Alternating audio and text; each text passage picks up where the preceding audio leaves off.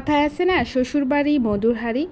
আসলে আমার বাবার বাসায় সব জামাইরা আসছিল, সেই উপলক্ষে আমাদের ঈদ আনন্দ করেছিলাম। তো ঈদের চতুর্থ দিন আমার বাবার বাসায় আমার আপুরা সহ ভাইয়ারা আসছিল, তার জন্যই রান্না করা হচ্ছে।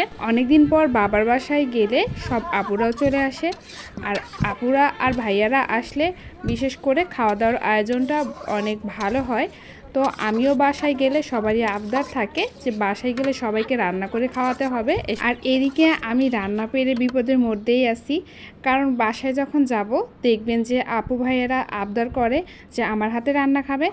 আর এখানে মাটির চুলায় রান্না করা হচ্ছে গরু মাংস, সব মশলা দিয়ে গরু মাংসটা রান্না করা হচ্ছে। মাটির চুলার রান্না অন্য কিছুর সঙ্গে তুলনা করা যাবে না, আর মাটির চুলার রান্না অনেক স্বাদ আর টেস্টি হয়ে থাকে। আর এইদিকে গরুর মাংসটা অনেকক্ষণ ধরে ভুনার পর রান্না হয়ে গিয়েছে। আর গরুর মাংস এক্সট্রা কোনো পানি রাখবো না, মাখো মাখো রাখবো, তো পোলাওয়ের সঙ্গে খাওয়ার জন্য এরকমই যথেষ্ট। আর এইদিকে চিংড়ি মাছ রান্না করা হয়ে গিয়েছে। আর সব শেষে রোস্ট, আমি সব শেষে ঝাল রোস্টটা রান্না করতেছি। আর ঝাল রোস্টের সব মশলা দেওয়া হয়ে গিয়েছে।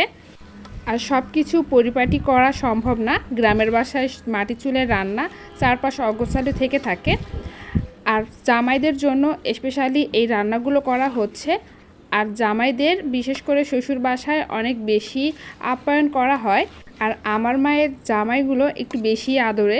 জামাইদের জন্য বাসায় পালা মুরগিগুলো রেখে দেওয়া হয়েছিল রোস্ট করার জন্য। আর আমি রেডিমিক্স মশলা দিয়ে রোস্টটা রান্না করতেছি। আর এইদিকে আমার রোস্ট রান্নাও হয়ে গিয়েছে। ঈদে অনেক বেশি মজা হয় যখন সবাই এক জায়গায় হই।